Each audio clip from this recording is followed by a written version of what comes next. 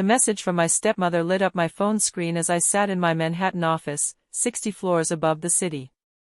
After discussing with your father, we've decided you're no longer welcome at Crystal Cove Resort. Your behavior at the charity gala was embarrassing.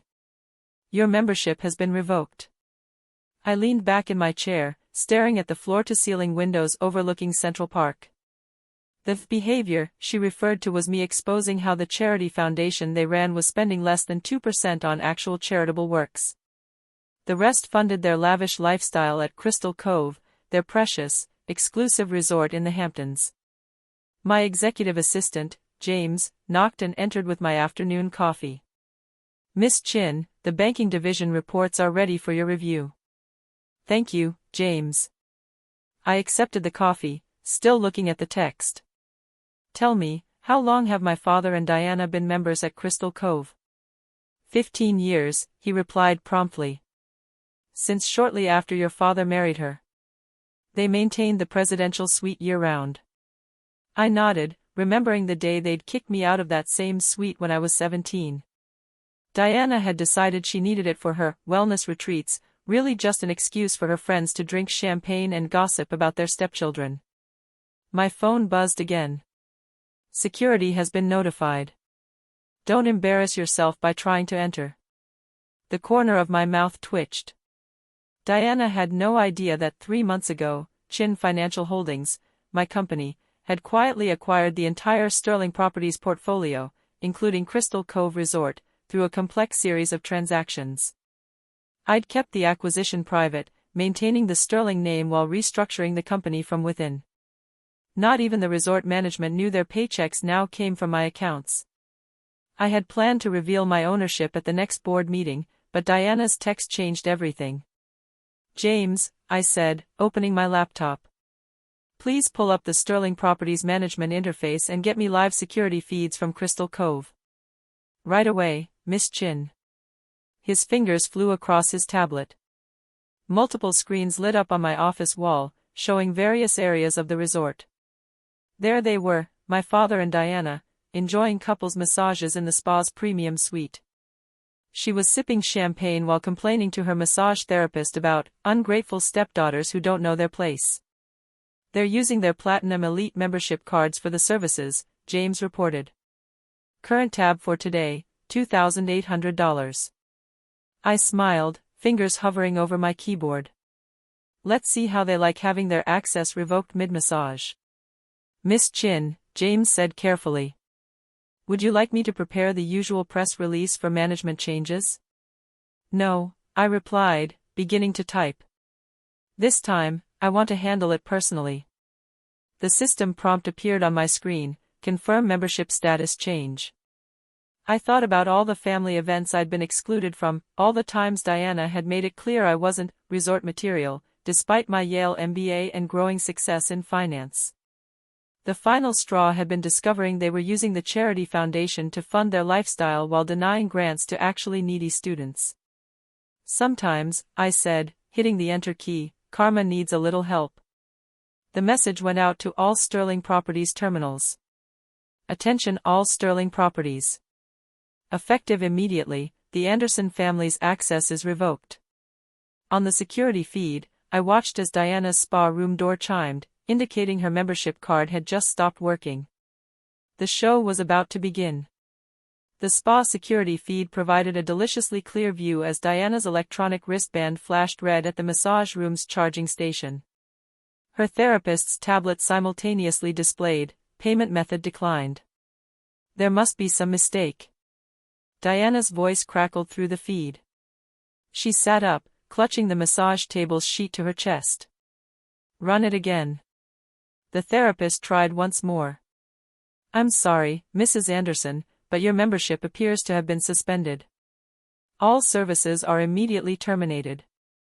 In the adjacent room, my father's massage also ground to a halt. Through the security feed, I watched him fumble for. His phone fumbled in his hands, face reddening. This is ridiculous. I'm calling management. James, I said quietly, patch their call to my direct line. Moments later, my office phone rang. I put it on speaker. This is Richard Anderson. There's some problem with our Platinum Elite membership. Fix it immediately.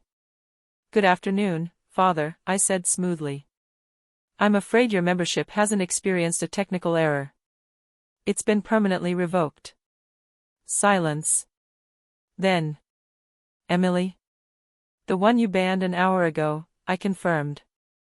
Though, as the new owner of Sterling Properties, I find it interesting that you thought you had that authority. More silence. On the security feed, I watched Diana frantically wrapping herself in a robe, her perfectly maintained facade cracking. Owner, she sputtered. That's impossible. Sterling Properties is owned by Chin Financial Holdings. I interrupted. For the past 3 months, actually. We acquired the entire portfolio, including Crystal Cove Resort, the Hampton Marina Club, and all 18 golf courses.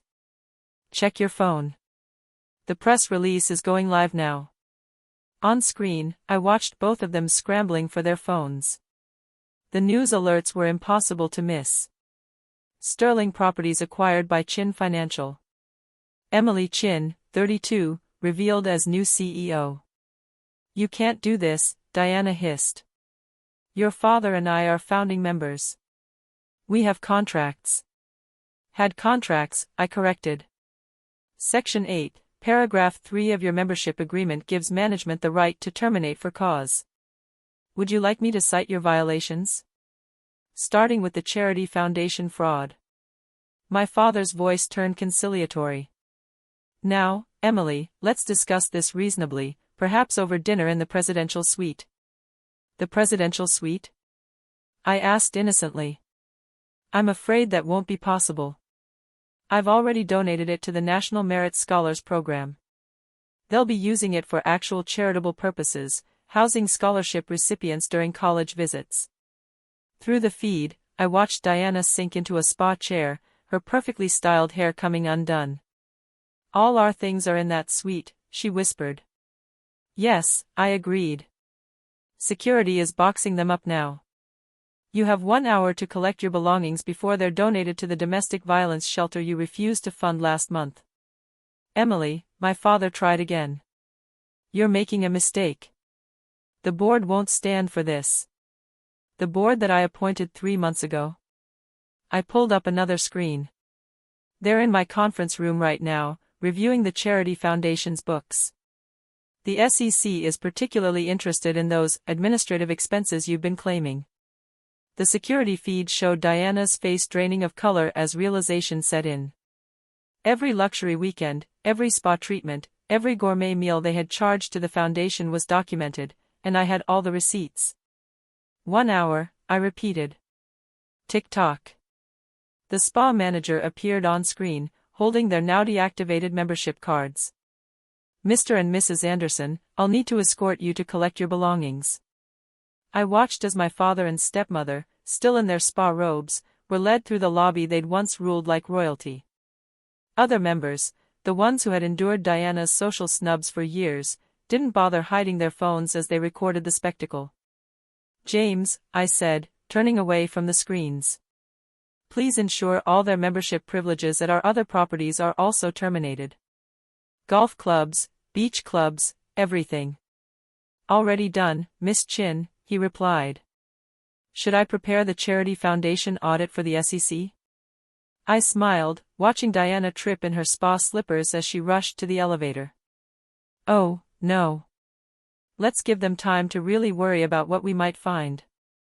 After all, karma works best when it's served cold. 1 month later. I sat in the newly renovated presidential suite, now transformed into a scholarship student welcome center.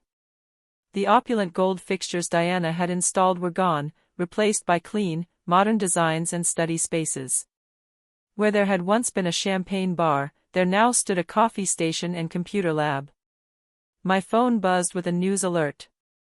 Anderson Family Charity Foundation under federal investigation. Below it was a more personal message, Diana's 6th attempt at damage control this week. Emily, please. The country club is threatening to revoke our membership. The Greenwich House is underwater without the foundation's payments. Can't we discuss this? I swiped the message away, turning instead to the student applications spread across my desk, 20 brilliant kids who would never have had a chance under the old regime. Their acceptance letters to the new Sterling Scholars Program were ready for my signature. Miss Chin. James appeared at the door. Your father is in the lobby again. I glanced at the security feed.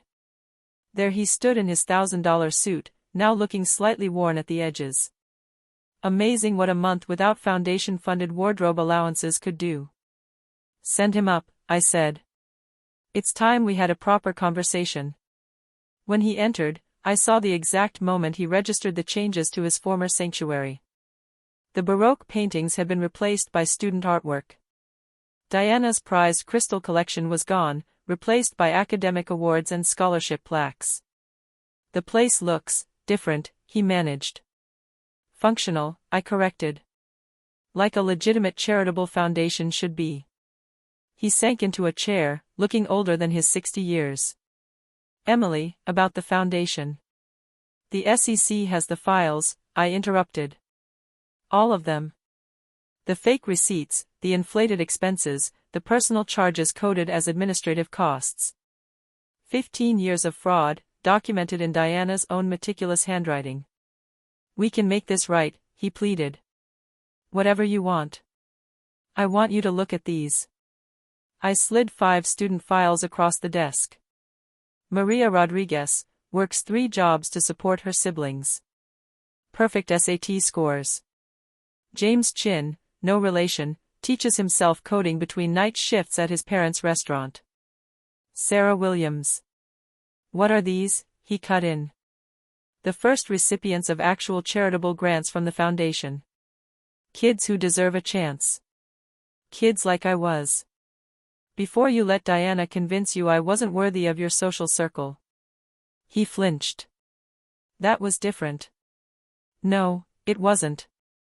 I stood, walking to the window overlooking the ocean. But it taught me something valuable.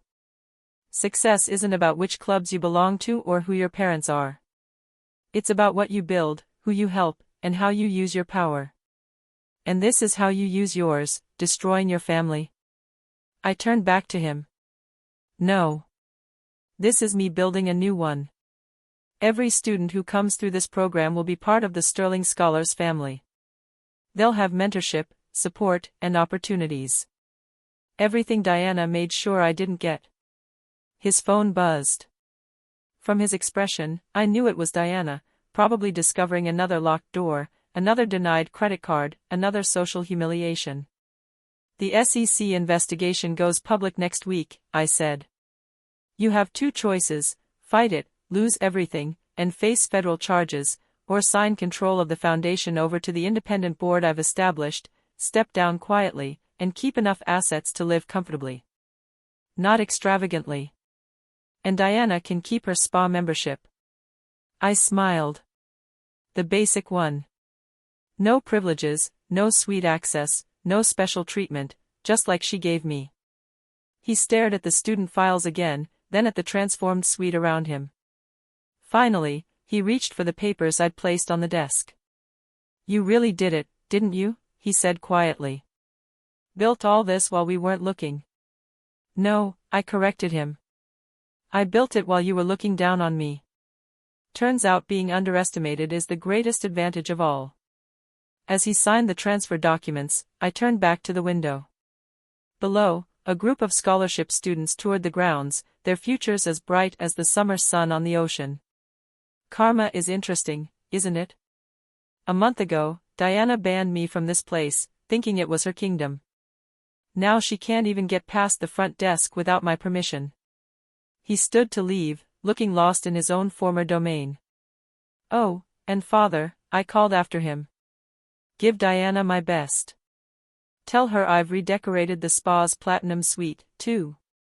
It's a student study lounge now. Much better use of the space, don't you think? The door closed behind him, and I returned to signing acceptance letters.